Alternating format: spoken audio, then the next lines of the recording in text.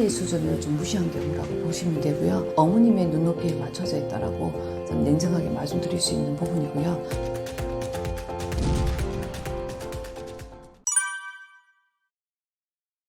육아라 하면 우리가 아이를 기르는 거고요.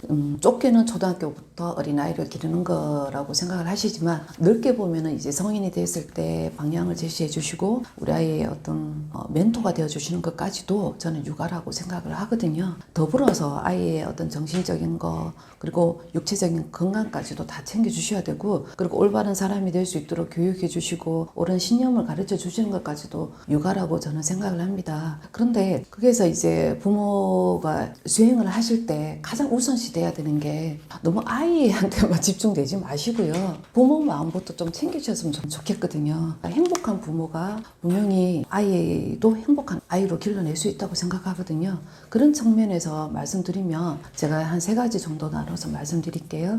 첫째는 책을 통해서 육아를 하게 되면 부모님 생각 자체가 굉장히 객관화될 수가 있다는 거예요. 본인도 한 30년 가까이 사시다 보면 본인이 치우친 생각들이 굉장히 많으시거든요. 또는 이제 갖고 있는 직업이나 이런 부분들 때문에 생각이 굉장히 편협되거나 편견을 많이 갖고 계신 경우가 굉장히 많으실 거예요. 그래서 내 아이에게 맞춰진 육아를 위해 부모님께서 먼저 공부가 필요한데 그래서 그 공부를 하실 때 책으로 하시게 되면 분명히 객관적인 가치관을 가지게 되실 거고요.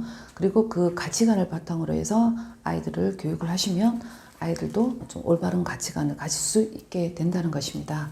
그리고 2번째는 책을 통해 아이와 소통을 하시기를 권장드립니다. 아이에게 책을 읽어주고 그리고 책에서 전하는 내용을 아이와 함께 소통을 하시다 보면 분명히 책이라는 매개체가 있기 때문에 어느 정도의 어떤 중립성은 가질 수가 있거든요. 예를 들면 강아지 똥이라는 책이 굉장히 유명한 책이 있고 제가 제일 좋아하는 책 중에 하나인데 강아지 똥을 보다 보면 우리 엄마도 굉장히 감동을 하실 거예요. 저도 처음에 독서 지도를 할 때 강아지 똥을 보고 정말 감동을 해서 다 외워서 우리 아이들한테 이야기하고 지금까지도 이렇게 사용을 하고 있거든요. 그걸 보면 엄마도 감동을 하게 되고 그 감동이 아이들하고 전달이 되고 감동받은 부분에 대해서 아이와 묻고 답하고 이야기를 나누다 보면 뭔가 짜릿한 소통을 분명히 경험하실 수 있을 거라고 보거든요. 그리고 내용 또한 책을 바탕으로 하기 때문에 굉장히 풍성해지고 다양해지고 아이들은 책을 통해서 또는 그 책이 엄마를 통해서 더 넓은 세상을 접하게 되는 계기가 되실 겁니다. 3번째는 가족이 모두 행복해질 수 있으실 거예요. 부모가 육아를 하다 보면 매 순간이 행복하거나 즐겁지만은 않거든요. 육체적으로 굉장히 힘들고 지치기도 하고 아이가 이해할 수 없는 행동을 해서 어떤 날은 예쁘고 어떤 날은 정신적으로 굉장히 피폐함을 좀 느끼실 겁니다. 저도 이제 쌍둥이 아이를 키웠는데 하루에 2시간 자면서 아이를 키우다 보니 육아라는 자체가 굉장히 힘든 부분이 있더라고요. 그럴 때 제가 힘이 되어준 게 저는 개인적으로 책이었거든요. 책을 보면서 굉장히 마음 정화가 일어나요. 자기 정화, 즉 이제 카타르시스까지도 느끼실 수 있거든요. 그러다 보면 살다 보면 아이만 힘든 게 아니라 남편도 그렇고 저도 그렇고 계획하지 않은 일에 부딪힐 수가 있어요. 힘든 일로 많이 만나게 되는데 그럴 때 책이 주었던 그 객관성, 옳은 가치관이 가족을 좀 똘똘 뭉치게 하고 그리고 오히려 어려운 일이 있을 때 더 이제 좀 행복해질 수 있는 방법을 분명히 책은 제시해 줄 수 있다고 저는 생각합니다. 책 읽는 아이로 만드는 방법에 대해서 3가지로 말씀드리겠습니다. 책 읽는 아이는 첫 번째, 부모들이 책을 중요하게 생각하는 마음을 가져야 하는 게 중요합니다. 책으로 육아를 하겠다는 일단은 다짐을 하셔야 되고요. 그리고 그에 맞는 내 아이 수준에 맞는 책을 준비를 반드시 해주셔야 됩니다. 요즘은 도서관에 가서 빌려오는 경우도 많은데 그 또한 책을 풍성하게 읽는 방법으로서는 좋지만 그래도 우리 아이 책을 가지게 해주시는 게 부모님한테도 좋고 우리 아이한테도 굉장히 좋습니다. 그리고 책을 고르실 때 눈높이에 맞는 책을 반드시 좀 철저하게 조금 검증을 하셔야 된다고 생각을 합니다. 왜냐하면 책은 이게 어떤 분들은 허세를 위해서 자기의 허세를 채워주는 부분으로 생각을 많이 하시더라고요. 그래서 잠깐 부모님 만나서 이야기하다 보면 선생님 저는 이런 책도 갖춰놓고 이런 책도 갖춰놨는데요. 근데 아이랑 직접 수업을 하다 보면 갖춰진 책만큼 우리 아이들은 독서 습관이 전혀 안 된 경우가 많거든요. 그런 경우에는 어머님들이 아이의 수준을 좀 무시한 경우라고 보시면 되고요. 어머님의 눈높이에 맞춰져 있다라고 저는 냉정하게 말씀드릴 수 있는 부분이고요.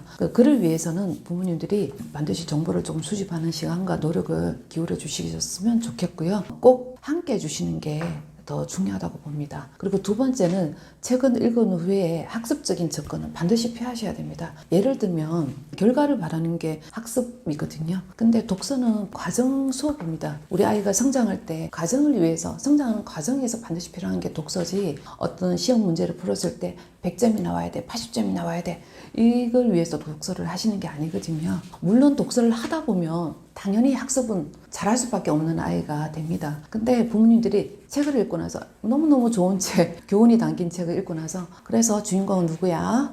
그래서 줄거리는 이랬구나. 그러면 아이가 바로바로 줄거리를 쫙 풀지는 못하거든요. 알고는 있으나 또 쉽게 표현을 못하기 때문에 어머님이 듣고자 하는 답을 못 받는 경우가 거의 다예요. 근데 그럴 때 어머니께서 또 화를 내시고 또 화를 내지 않지만 표정이 확 굳어가면 우리 아이들은 어머니 표정만 많이 보거든요. 실제로 수업을 할 때도 엄마 표정이 좀 굳어요. 그래서 이제 엄마한테 보여주기 싫어요. 글쓰기를 했는데 어머님께 같이 나누면 좋겠는데 너무 좋은데 라고 말을 해도 아이는 엄마 표정은 엄마가 별로 안 좋아할 것 같아요. 이렇게 아이들은 엄마 표정을 굉장히 많이 살피거든요. 그래서 어머니께서 책을 읽은 후에 정말 칭찬 많이 해주시고 공감해 주시고 그 읽은 행위 자체에 대해서 같이 많이 포인트를 잡아주시면 좋지 않을까라는 생각이 들었습니다. 그리고 마지막은 아까 잠깐 말씀드린 것처럼 칭찬과 격려를 정말 많이 해주시면 좋을 것 같아요. 독서를 하는 행위는 어릴 때는 부모님들께서 어머니 목소리를 읽어주시기 때문에 그 또한 쉽지 않잖아요. 경험을 해보시면. 아이가 책을 읽는 행위는 정말 힘든 행위거든요.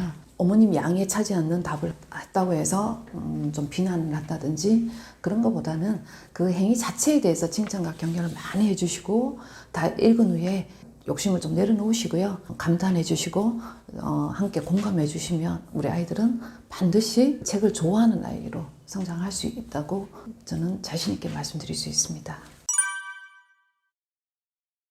20몇 년 하면서 느낀 거거든요. 예전에는 우리 아이만 잘하면 돼. 우리 아이를 정말 잘 가르쳐야지 라고 생각했었는데 이상하게 시간이 자꾸 갈수록 우리 아이들의 독서량은 떨어지고 독서력까지 정말 많이 떨어지고 심지어 이제 문해력까지 떨어진다고 방송에서도 나오고 사회 이슈가 됐던 부분들이 있죠. 현장에서도 제가 느끼는 부분이거든요. 그리고 실제로 코로나를 지나면서 아이들이 독서력이나 독해력이 굉장히 현저하게 정말 많이 떨어졌거든요. 그래서 제가 생각했던 게 그 근본적인 원인은 우리 어머님들이 조금 바뀌셔야 되겠다라고 해서 이제 엄마표 독서 코칭을 제가 생각하게 되었고요. 그리고 엄마표 독서 코칭에 대해서 잠깐 말씀드리자면 말 그대로 엄마가 직접 아이의 독서를 코칭하는 행위를 말씀드리는 거거든요. 아이의 독서는 엄마의 뱃속에서부터 시작되어야 하고요. 우리 아이의 정서적, 육체적으로 가장 밀접한 게 엄마잖아요. 엄마가 하는 독서 교육이 아이에게 가장 긍정적인 영향을 미칠 수 있다는 거거든요. 그래서 엄마표 독서 코칭이 굉장히 중요한데 그렇다고 굉장히 어려운 건 아니에요. 가장 쉽게 말씀드리면 엄마가 두 가지 마음 정도를 가지고 진행을 해주시면 돼요. 하나는 우리 아이의 입장에서 생각하는 것입니다. 우리 아이의 올바른 성장을 위해서 우리 아이가 좋은 가치관을 가지고 신념을 가질 수 있도록 어머니께서 좀 노력을 기울여 주시는 거거든요. 물론 이제 맞벌이 하시는 부분도 많고 그리고 이제 우리 아이가 밤낮이 바뀌고 정신적으로 신체적으로 힘들게 해서 그런 여유가 생기지 않을 수도 있지만 잠깐이거든요. 우리 아이한테 엄마표 독서 코칭이 필요한 시기는 직접적으로 필요한 시기는 뱃속에 있을 때부터 아니면 뭐 실질적으로 태어났을 때부터 길어야지 초등학교 한 5학년, 6학년까지 정도로 보고 있거든요. 조금 더 밀접하게 할 수 있는 단계는 3학년 단계까지 저는 보고 있거든요. 그래서 그동안에 어머니 좀 참으시고 조금만 좋은 자료를 가지고 우리 아이한테 책 읽어주는 것부터 시작하셔서 함께 우리 아이와 책을 읽고 성장해 주시기를 바라는 마음에서 말씀을 드린 겁니다. 그리고 다음은 더 중요한 건데 지속적으로 해주시는 거예요. 책은 읽다가 안 읽다가 내 기분 느낄 때 책 읽자 하는 게 아니고요. 정말 좀 힘드시더라도 하루에 10분이라도 어머니께서 그 습관을 유지해 주시는 것부터 시작을 하시면 우리 아이는 자연스럽게 독서 시간을 갖는 게 몸에 배이게 되고 습관으로 이어지게 되는 게 이제 엄마표 독서 코칭의 가장 핵심이라고 말씀드릴 수 있습니다.